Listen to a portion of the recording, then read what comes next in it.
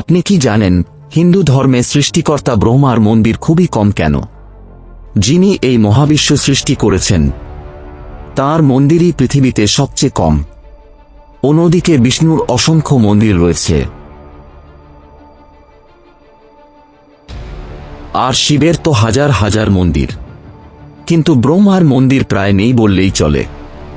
এর পিছনে রয়েছে এক গভীর পুরাণের গল্প, যেখানে জড়িয়ে আছে ব্রহ্মা, বিষ্ণু এবং শিবের জ্যোতির্লিঙ্গের রহস্য।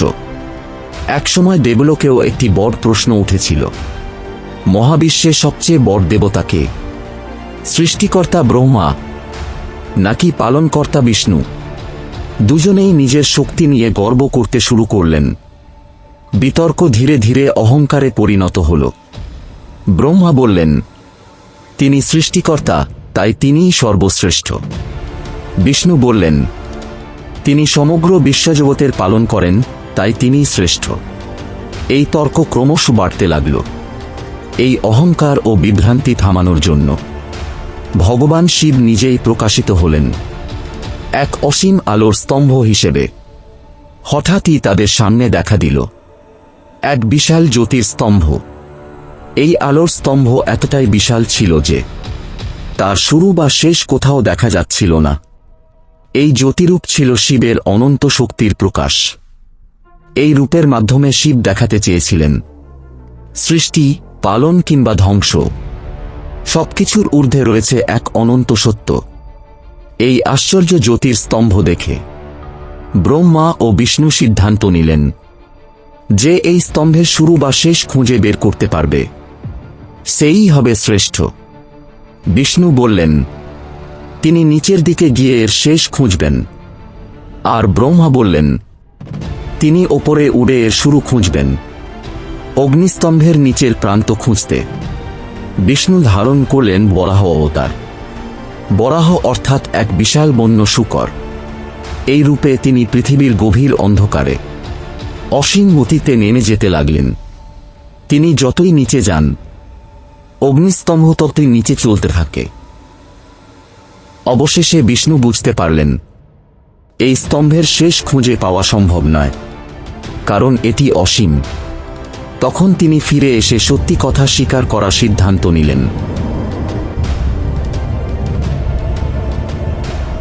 অন্যদিকে ব্রহ্মা রূপ নিলেন হংস।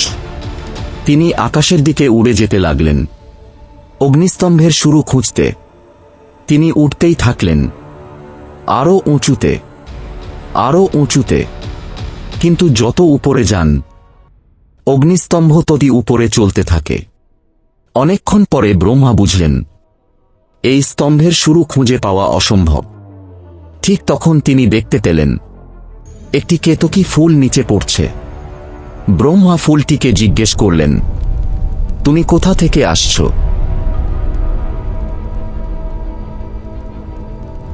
কেতকী বলল, আমি এই জ্যোতির্স্তম্ভের উপরের দিক থেকে পড়ে আসছি। তখন ব্রহ্মা ফুলটিকে বললেন, তুমি কি আমার সাক্ষী দেবে যে আমি এই স্তম্ভের শুরু খুঁজে পেয়েছি? কেতকী ফুল সেই কথায় রাজি হয়ে গেল।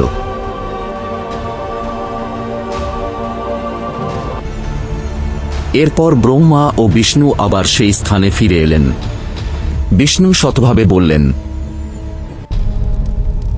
তিনি এই জ্যোতির্স্তম্ভের শেষ খুঁজে পাননি।